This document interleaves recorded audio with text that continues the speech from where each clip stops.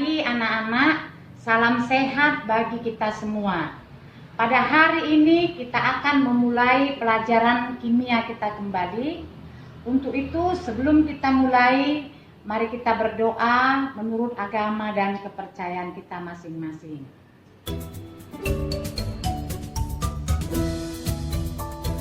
Doa selesai. Baik, kita akan mulai pelajaran kita pada hari ini, yaitu dengan pokok bahasan sifat koligatif larutan. Ini adalah lanjutan dari pelajaran kita pada minggu yang lalu. Sifat koligatif larutan nanti ada dibagi dalam dua bagian besar. Yang pertama, sifat koligatif larutan non-elektrolit. Kemudian yang kedua, sifat koligatif larutan elektrolit.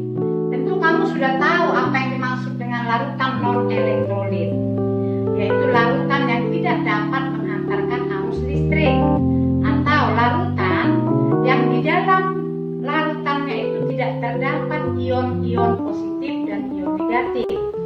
Contohnya adalah larutan glukosa, larutan urea, dan lain sebagainya. Nah, sedangkan larutan elektrolit adalah larutan yang dapat menghantarkan arus listrik, di mana di dalam larutannya terdapat ion positif dan ion negatif. Yang pertama, kita masuk dalam pembahasan larutan non-elektrolit. Nah, yang di dalam larutan non-elektrolit ini, untuk pertama kita bahas adalah penurunan tekanan uap atau delta P. Delta P sama dengan P0 dikurang P, atau delta P sama dengan P0 dikali fraksi mol terlarut. Sedangkan P dapat kita hitung dengan P0 dikali fraksi mol terlarut 3 gram. Contoh, sebanyak 3 gram urea dilarutkan ke dalam 180 gram air pada suhu 20 derajat Celcius. Jika tekanan uap air murni pada suhu tersebut 17 mm Hg dan mR urea 60, mR air sama dengan 18, hitunglah A. Tekanan uap larutan, B. Penurunan tekanan uap. Jadi yang pertama kita selesaikan adalah mol dari masing-masing pelarut dan zat terlarut. Untuk zat terlarut adalah urea. Untuk zat terlarut adalah urea, sedangkan pelarutnya adalah air. Kita hitung, atau mol urea sama dengan gram per ml. Gram urea di sini ada 3 gram. 3 per 60 sama dengan 0,05.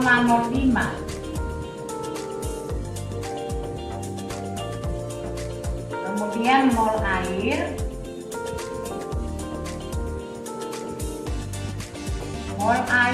ini ml-nya ada 18, airnya ada 180.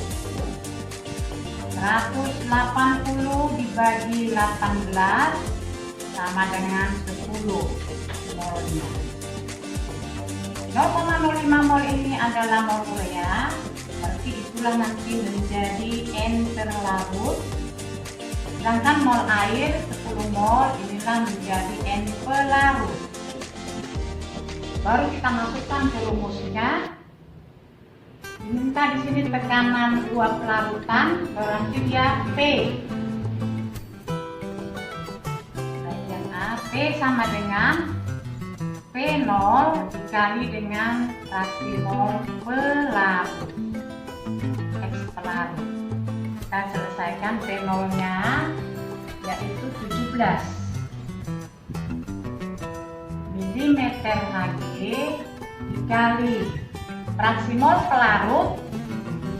Nah, tentu NP di atasnya. Fraksi mol sama dengan ini, NP-nya 10 per 10 ditambah 0,05 sama dengan 17 kali 10 per 10,05 sama dengan 16,915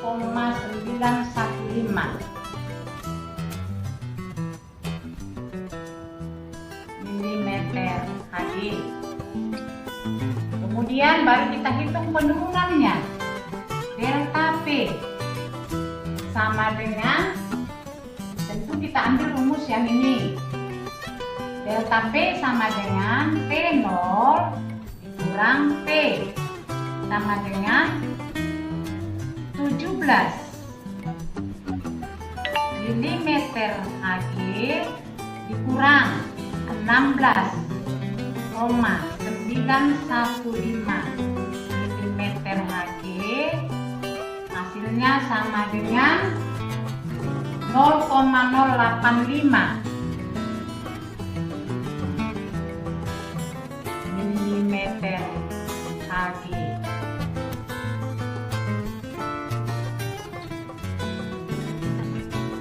Yang kedua adalah kenaikan titik didih atau delta Tb.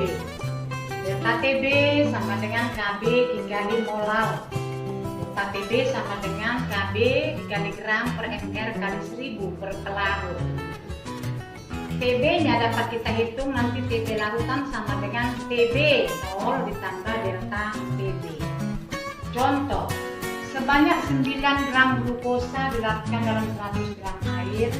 Hitung titik didih larutan yang terjadi jika diketahui ml glukosa 180 dan tetapan kenaikan titik didih air 0,52 derajat Celcius.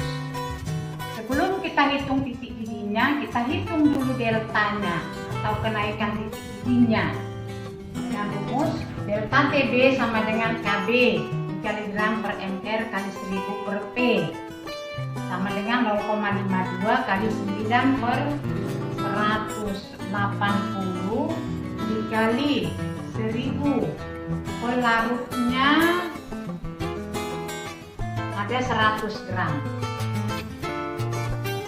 Ini kita bagi dapat 10, jadi 0,52 kali 90 per 180 sama dengan 0,26 derajat Celcius. Itulah delta Tb. Kemudian setelah kita hitung delta Tb-nya, ini yang diminta adalah hitung titik didihnya, Tb-nya. Tb sama dengan, kita tahu bahwa titik didih dari air murni itu adalah 100 derajat Celcius.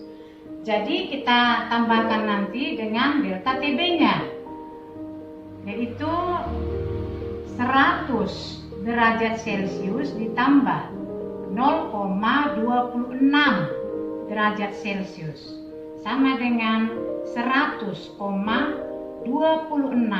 derajat Celcius. Yang ketiga adalah penurunan titik beku atau disimbolkan dengan delta Tf. Delta Tf artinya adalah perubahan suhu dalam keadaan membeku. Tf itu singkatan dari freeze. Di mana delta Tf dapat kita hitung dengan Kf dikali M, molalitas. Nah, jadi delta Tf sama dengan Kf dikali molalitas dapat kita ubah menjadi gram per ml kali 1000 per P. Tf larutan atau titik beku larutan dapat dihitung dengan Tf mula-mula atau Tf0 dikurang delta Tf. Contoh, 6 gram urea dilarutkan ke dalam 200 gram air pada tekanan 1 atmosfer. Jika Kf air sama dengan 1,86 derajat Celcius per M dan mR urea sama dengan 60 hitunglah titik beku larutan. Nah, kita selesaikan. Kita mula-mula bekerja dari delta TF. Delta TF sama dengan KF dikali gram per mr kali 1000 per P pelarut. KF dari soal 1, ketahui KF sama dengan 1,86. Nah, gram urea 6 gram. MR-nya ada 60. Dikali 1000, pelarutnya ada 200 gram. Jadi ini 35.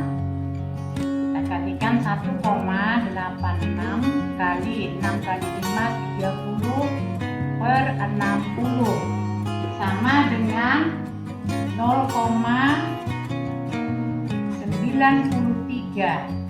derajat Celcius.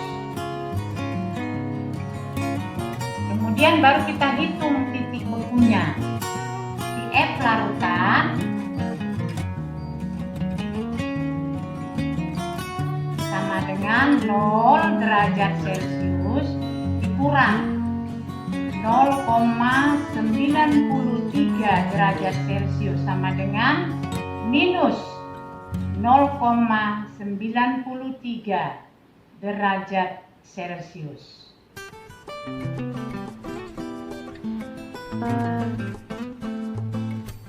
Yang keempat, tekanan osmotik atau P. P sama dengan molaritas dikali R dikali T suhu. T atau suhu mutlak sama dengan derajat Kelvin. Yang dapat kita hitung nanti derajat Kelvin sama dengan derajat Celcius ditambah 273. Kemudian R adalah tetapan dari hukum Raoult dengan tetapan gas ideal 0,082 liter atmosfer per mol Kelvin. Contoh soal, hitung tekanan osmotik larutan dari 3,6 gram glukosa yang terdapat dalam 500 ml larutan pada suhu 27 derajat Celcius. Nah, yang pertama kita kerjakan adalah untuk menghitung derajat Kelvin. Derajat Kelvin dapat kita hitung dari 27 derajat Celcius ditambah 273 sama dengan 300 untuk derajat Kelvinnya. Kemudian kita masuk ke dalam soal. P sama dengan M dikali R dikali T. M molaritas, mol per liter dikali 0,082 dikali 300. Ini dari derajat Kelvin. Mol dapat kita hitung. Mol sama dengan gram per ml. Ada 3,6 gram glukosa dibagi dengan 180 sama dengan 0,02 mol. Kemudian kita hitung volumenya. Di sini ada 500 ml. 500 ml itu sama dengan 0,5 liter. Sehingga kita masukkan kemari mol 0,02 dibagi dengan 0,5 dikali 0,082 dikali 300 sama dengan 0,984 atmosfer. Inilah untuk harga P-nya. Demikian pelajaran kita pada hari ini. Ibu harapkan kalian dapat mengulanginya supaya lebih mengerti. Selamat pagi.